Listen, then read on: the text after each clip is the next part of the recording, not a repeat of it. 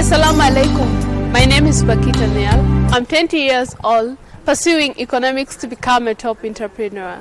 From the blessed land of milk and honey, full of natural resources with diverse cultures, that I will gladly represent at the 70th Miss World Beauty Contest in Puerto Rico.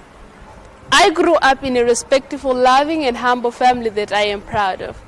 My parents are the greatest inspirations to me, especially my mother, who has always been there for me no matter how difficult things are. Volunteering has been part of me since my childhood, and that's why my Beauty with Purpose project is not just an appearance, but helping those who are affected by flooding that hit South Sudan this year.